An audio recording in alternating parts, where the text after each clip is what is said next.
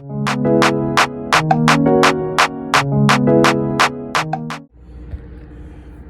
what's up, YouTube? It's your boy. Same hat, same chain, same shirt. It's my work uniform, don't worry about it. But yeah, I'm here to talk to y'all real quick about the whole Leah Thomas situation. It's getting a little bit under my skin that women aren't really talking about it. It's really insane because it's happening slowly. We talk about the patriarchy. They say the feminists say, men are holding women back. They're not allowing us to be. They're not allowing us to exist. They're holding us back. All we want to do is exist and be women and be able to do what men do. Okay, so explain to me how allowing a biological man is allowing you to be the woman you feel like you want to be. There's men's sports and there's women's sports. Both have sport. Basketball may not make... The WNBA may not make NBA money, but that's because they're not pulling in NBA money. That's common sense. That does not exclude the fact that both genders, both sexes have those sports. Men and women have basketball. So that means there's equality there. You feel me? There's other things I can get at. But swimming, the whole Leah Thomas situation, and it's like before this person identified as a woman, they were not even middle of the pack.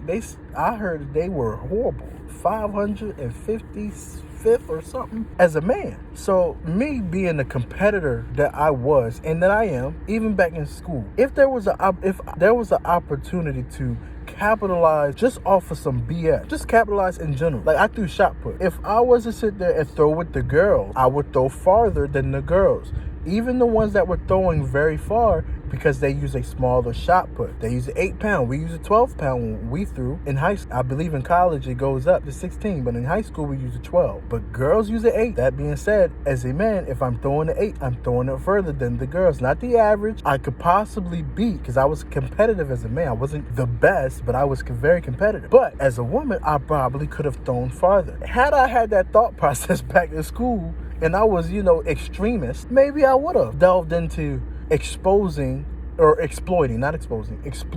that aspect of sexuality. But I feel like living my life the way it is now and understanding that being able to do that is taking away opportunities. And here's proof positive. Riley Gaines she's actually become an activist, but people know her as the swimmer who came in second place. I forgot which tournament that was, but I believe it was a huge tournament. But it was one of the swim tournament that Leah Thomas actually placed first, the biological man. Riley Gaines is the woman who finished right behind Leah Thomas, who had a crazy, insane, I believe, almost record-breaking, because Leah Thomas broke the record, but Riley broke the record too, trying to keep up with Leah Thomas, which as a competitor, that's good in practice, but competing, no, hell no. So to sit there and pretend that didn't take away Riley's almost right to the first place trophy, she should be the champion, but she can't be the champion because we want to sit there and coddle all this nonsense and, the cynical thought process, oh, he wants to be a girl, so we'll allow him to win. That's foolishness. That's absolutely foolishness. And there's really no way of going around it. To sit there and say, oh, she's Leah Thomas, she won the meet fair and square. If you look at there's a size disparity. It'd be different, let's say, if Leah Thomas was shorter. But as a swimmer, especially a collegiate swimmer, there's a body type that the college is looking for. So they're not recruiting no male at 5'5", 140 pounds. They're recruiting the male at 6'2", 6'3", with really broad shoulders, because that's looking at Michael Phelps and the swimmers like him. What was it, Ryan Lochte and the other swimmers.